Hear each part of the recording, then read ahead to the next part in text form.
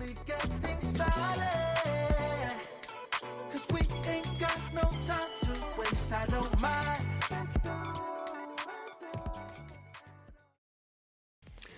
Hey, what is up, guys? Welcome to the channel. This video is going to be, should you summon for D or not? So we're going to go ahead and go into D's kit. I did Polar, I did User, and I, didn't want to rush this video out because her kit was so interesting that I wanted to test it everywhere and give my actual honest opinion instead of just getting her day one, test her in 2-3 places and sending it out.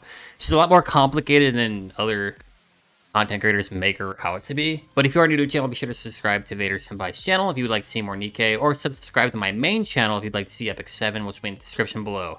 Alright, so let's go ahead and get into D. I actually put some skill enhancements in her. Now, whenever you do her skill enhancements, I do recommend you get her skill 2, her S2, higher than the rest of her skills, because this one is the one that applies the thing where you become immune to stun for 35 or for X amount of time whenever you upgrade this, and as well as it charges up your charge burst whenever the target, which is normally the boss or should be always be the boss of the mission, comes in play, right? So whenever the boss does come in play for the first time, if you don't have your burst charge, this will just send you straight into burst. There are a few exceptions for this. If you're on a cooldown with the purple bar, it does affect whether it does go on cooldown or not, but you always get the immunity to the stun at least. Now, when it comes to the damage to the strong elements, what that means is for her, since she is a wind type, she's going to be strong against iron. Iron is the yellow with the double dot. Here, I'll find an iron unit for you fast. Iron is that. Here's iron. She's strong against iron, right? So whenever you pop it, she'll get extra damage towards iron. Wind is good against iron, all right? Now for her skill 1, it's still pretty good. Activates when entering full burst. Damage of strong element does increase for 15 seconds, and then she gets some lifesteal that will increase when you use it. And affects self when first activated. You get a bit more benefit, right?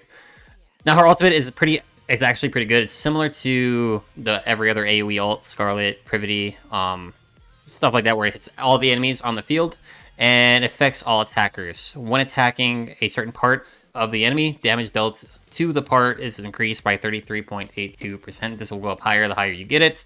And also, you gain immunity for stun, right? She gets a lot of stun immunity in her kits.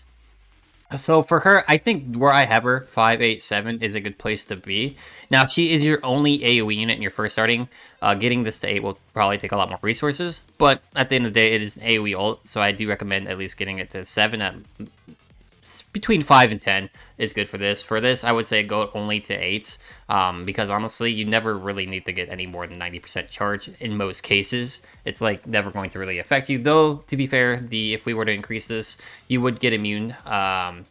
You would get the increase to your strong element for a little bit longer and a little bit more immunity to your stun. But the actual charge burst, it doesn't really matter as much. 90% is still a lot, and you'll probably never really notice the time gap between 10%, right, to 100%. So that's what I would recommend for her skills is invest into her S2 and to her S3, and you can also do her S1 if you would like to. Damage at the end of the day. For cube, I'm running her on the assault cube mainly because I don't really have any other cube to put her on at the moment.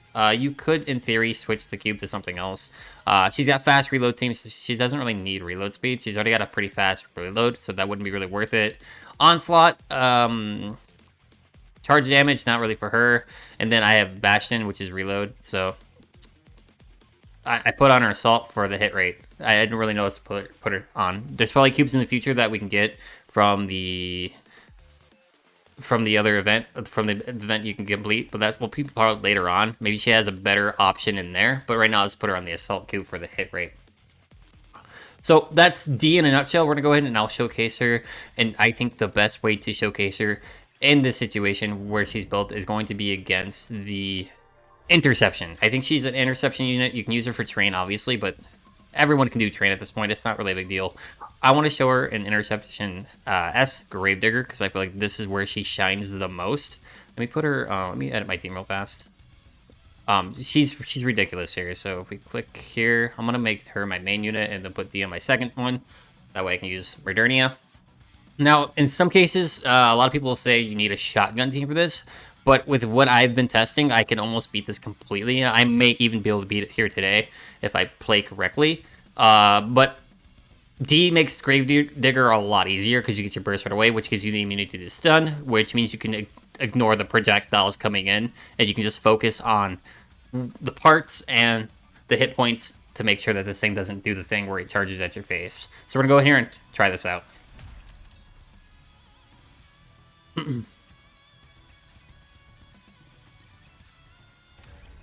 Alright, here we go. She is really good here. We're going to get her burst instantly pretty much, so we're going to pop our burst instantly because we do get it right away, which is why she's so good. And why you don't really need to max out her skill too, because you just get it instantly anyway. Now then we do this. This. Luckily we just have 15 seconds of free damage because of how this works. There we go. Hopefully we can... Okay, we don't get that one, it's fine. We're getting our burst cards back really quick, though, so we'll go ahead and pop it. We get our burst hella quick, so we're gonna pop hers this time, I think, for the burst damage. Yeah, we'll go ahead. Also, we'll get to see the animation this way.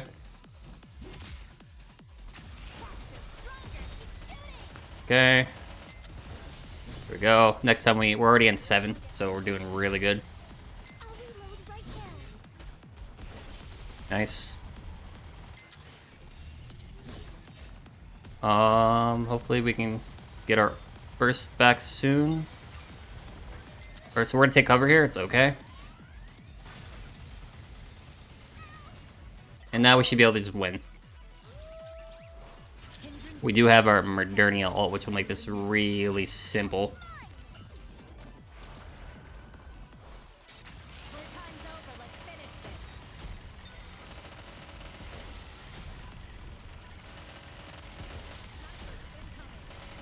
Hopefully we can get there. Yeah, 1 bar left.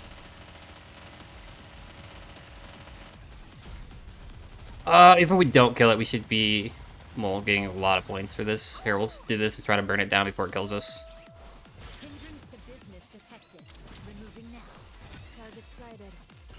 I don't think we'll burn it down quick enough, but maybe.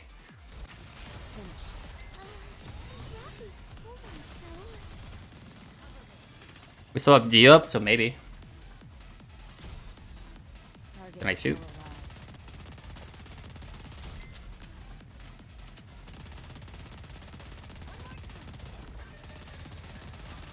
We can pop Privity ult, I guess.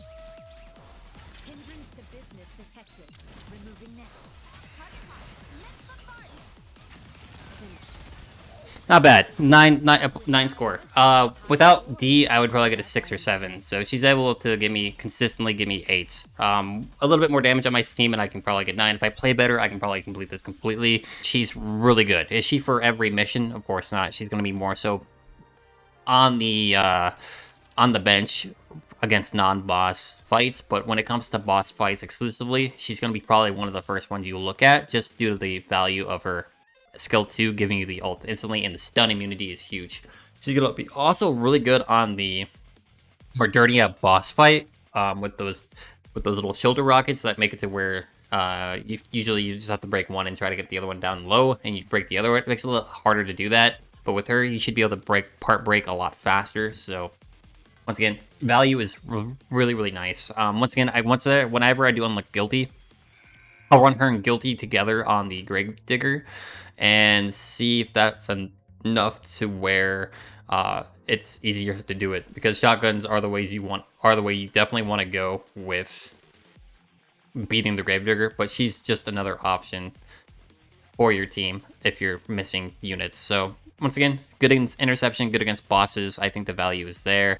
If you do need a new unit, well, look no farther. I do think she's worth the summon. Now, let's talk about whether you should summon or not. With 0.5 on the way, if you are like me and you have quite a bit saved up, maybe you have tickets saved up, whatever, if you're close to pity, you can consider it. For newer accounts, I would recommend getting her, because she's going to definitely help you progress faster due to her value with bosses. I think a lot of the points that you're going to get stuck on in story will be boss fights, and this will bring her value up overall. So in my opinion, if you want to throw a few multis just because you want to try your luck, yes, go for her, but don't use your ticket pity on her. Save your ticket pity for more units that are limited. Like, limited units are what you should be saving your ticket pity for, but going for her on summons, if you have plenty of the summons to go for, then yes, I think she'll make your account a lot more viable, or just make your account overall better, just for, you know, stupid things in the game, like the interception, the train, side EX missions, like all those like boss missions that are you might be struggling on. She'll probably make it a lot easier for you. The only other unit that I can really compare to her, or compare her to, is Privity. Privity is pretty similar to her, in my opinion, because they do both have AoE ultimates. The difference is Privity is going to be landing you stuns, where D is going to be making it to where you don't get stuns. They work good together too, because once again, AoE ults are ridiculous. So once again, it's a win-win. Having them both just makes your account better overall, and they're both very flexible to be ran in the same team. If you don't have any pilgrims, once again, D is going to up your value because D is one of the better units for your account. If you do not have pilgrims, D will be very good one to look after. So once again, she's kind of familiar, or she's kind of similar to Privity, and people rate Privity really high for PvE. When it comes to PvP, you won't be using her. She doesn't really. You could use her in theory, but her insta ult doesn't work in PvP. But she's still, you know, she has an extra gun on the field. So if you want to use her in PvP, just develop a team, you could do that. So in my opinion, S tier unit when it comes to PvE content, and for PvP, you're not really going to be using her. So if that's a thing you want to get into, then you could also think about skipping. But in my opinion, if you are newer and you are looking for a powerhouse unit to help you get through story, consider D. She's something that is really good, and if you haven't completed your day by day or got Privity, D will be amazing for your account, because this thing right here can take a while to get to unlock Privity. But they're both on that same level of crazy in PvE content. So hope you guys enjoyed this one. Make sure to hit the like button and subscribe. And yeah, let me know what you guys think of D. I think she's really good, and you should probably summon for her, unless you want to wait and see what the 0.5 anti-banner is first to make your decision if you are low on gems. I'll talk to you later. Peace.